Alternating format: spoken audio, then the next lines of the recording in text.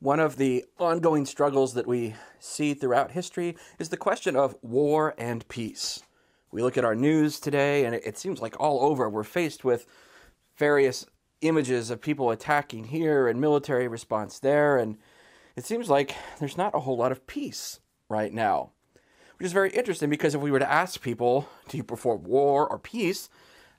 Without a doubt, most of us are going to say, we want peace. We really want peace.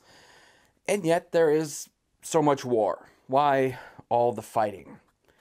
Well, as we come to the beginning of Lent, I'd actually like to propose that to some extent our readings this weekend and Jesus' own example and to somewhat the season of Lent is meant to get us a little bit in the fighting mood.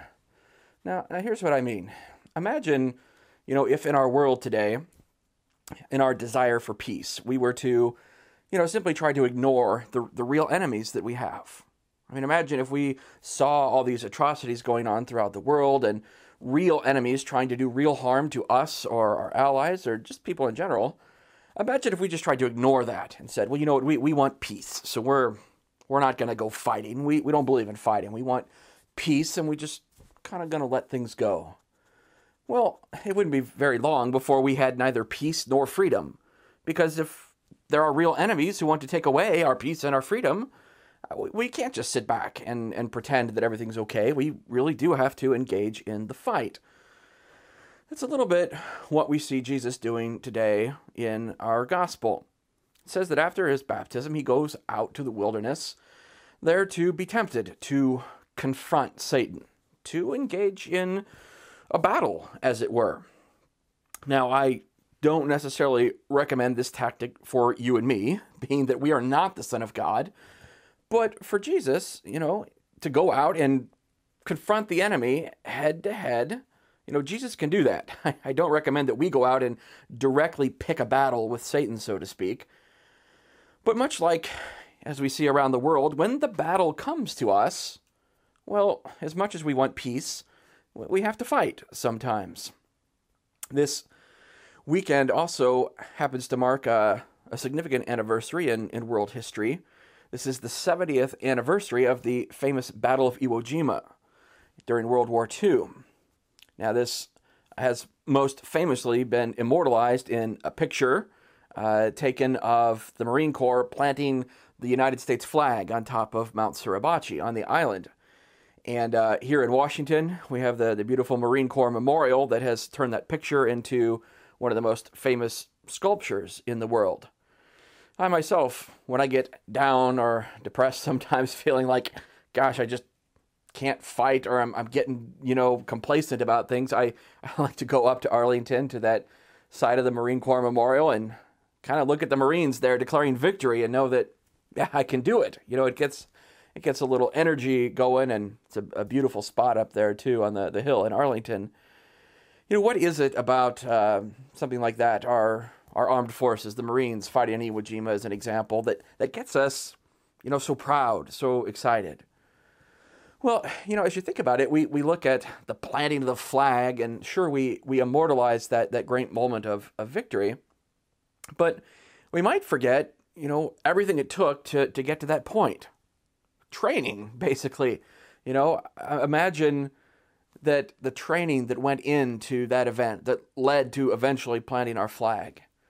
Even the battle itself, although tomorrow, the 23rd of February, marks the day when they actually planted the flag, well, the battle began days ahead of time, and in fact would go on for almost a month afterwards.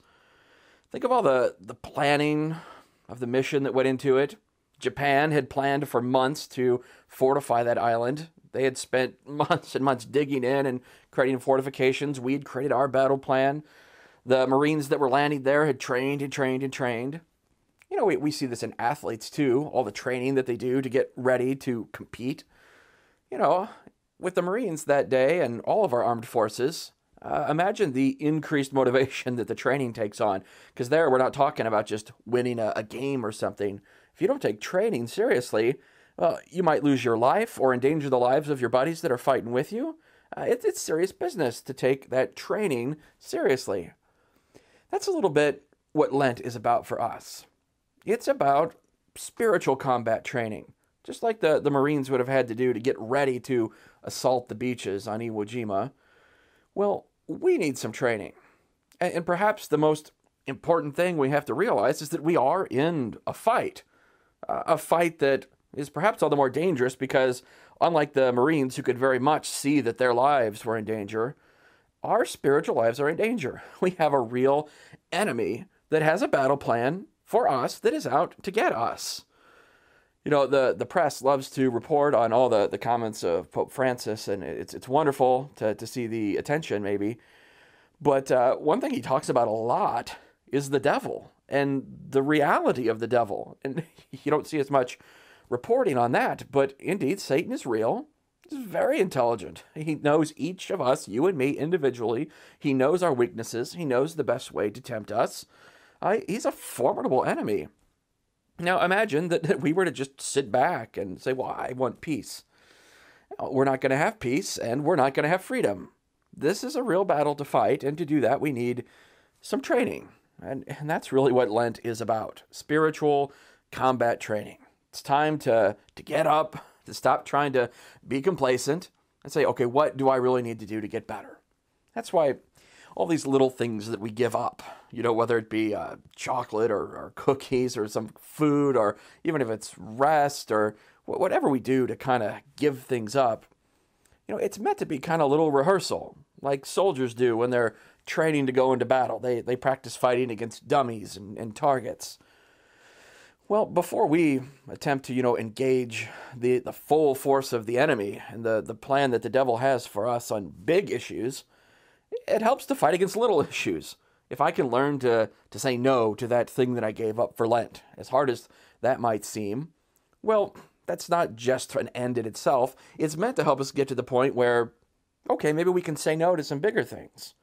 Because in the end, the big questions come down to, will I choose God, or will I give in to Satan's plan for my life? Which plan will I follow? So Lent is a time to kind of, you know, stir up our spirits a little bit and say, all right, let's get in this fight. Let's battle. You know, that planting of the flag on top, as beautiful a moment as that is, as I said, the battle went on for another month to try to clear that. In a bit of Lenten irony, the whole Battle of Iwo Jima actually took almost 40 days to fight. You know, I had the honor, though, to go visit the National Museum of the Marine Corps just south of Washington here in Quantico. And there, probably the most prized relic they have in that museum is the actual flag that's in the picture that they planted on Iwo Jima. I tell you, that flag is pretty beaten up. It does not look good. It looks like a flag that has been through a battle, because it has. You know, that was carried up the beaches, fought through the trees, up to the top of the mountain, and finally planted, and then whipped by the wind as it urged the others on to fight. That flag has seen a lot. I think that's the kind of victory that we're going to have to win in this earthly fight of the spiritual battle. Yeah, we're going to win. There's no doubt. If we fight, we win. But yeah, we're going to be a little tattered, a little torn. We're going to take some bumps on the way. But the reason I like to go to the Marine Corps Memorial and look at that statue is because it reminds us that although we have all the bumps and the difficulties and the setbacks in life, we got to get up. We got to keep going.